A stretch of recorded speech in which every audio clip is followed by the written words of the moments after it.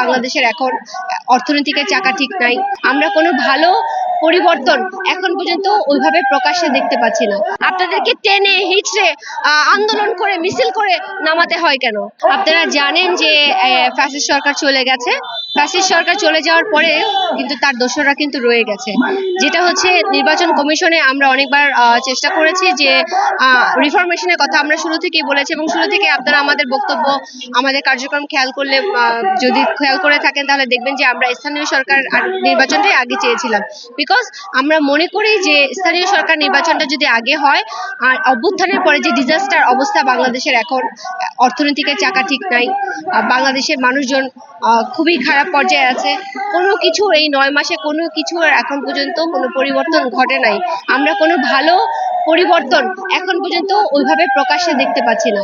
সুতরাং আমরা মনে করি স্থানীয় সরকার নির্বাচনটা যদি আগে হয়, আমরা কিছুটা হলেও মৌলিক যে রিফরমেশন, সেই রিফরমেশনটা আমরা করতে পারবো।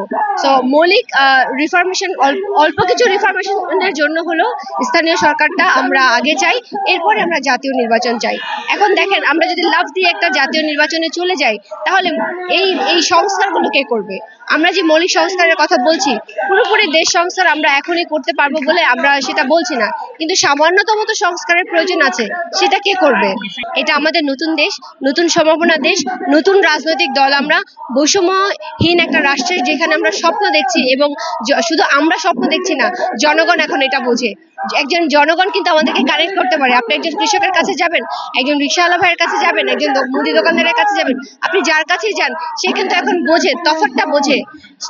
রাজনীতির সাথে যে দুর্নীতির যে সম্পৃক্ততা, সেটা এখন তারা আলাদা করতে পারে। সুতরাং জনগণ এখন যথেষ্ট সচেতন, এবং যথেষ্ট সচেতন করার জন্যই আমরা আসলে প্রতিদিন মাঠে থাকি। এই প্রতিদিন মাঠে থাকা, মিছিল মিটিং করা, এটা তো আমাদের কাজ না, আমাদের তো আরো কাজ আছে। আমরা কেন থাকি? জনগণের জন্য থাকি। দাবি দেওয়া যতক্ষণ পর্যন্ত না মানবে, ততক্ষণ পর্যন্ত আমাদের এই সমাবেশ জারি থাকবে। আমরা এখানে কন্টিনিউ করব। আমরা এটা মানতেই হবে। আপনারা দেখেছেন আমরা কোথাও মাথা নত করি নাই, সো এখানেও আমরা মাথা নত করব না। আমরা আপনার কমিশনের সামনে এসে বলছি আমরা এই কমিশন চাই না, এই কমিশন পুনর্গঠন হোক। আপনাদেরকে নিয়ে চিৎকার চেঁচামেচি করছি, এটা শুনতে আপনাদের ভালো লাগছে? আপনাদেরকে টেনে হিচড়ে আন্দোলন করে মিছিল করে নামাতে হয় কেন? আপনারা নিজে থেকেই চলে যান, তাহলে তো আমাদের এই দপ্তর ওদের মধ্যে কষ্ট করতে হয় না। তো আমি কমিশনের উদ্দেশ্যে বলবো যে আপনারা নিজে থেকেই পদত্যাগ করেন এবং পুনর্গঠন করেন।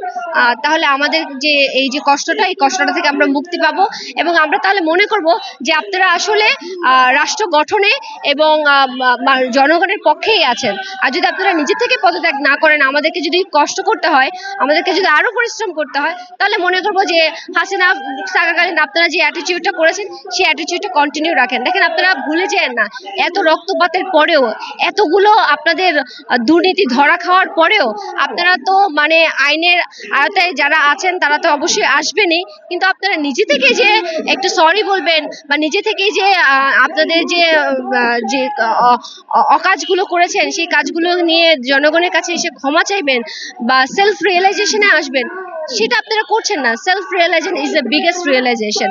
সো আপনারা সেলফ রিয়েলাইজেশনে আসেন, এসে আপনারা নিজেরাই পদত্যাগ করেন। জনগণ খুশি হবে, নট অনলি আমরা। জনগণের জন্য যদি কাজ করে থাকেন, জনগণের কথা যদি ভেবে থাকেন, বাংলাদেশের কথা যদি ভেবে থাকেন, তাহলে নিজেরাই আপনারা চলে যান।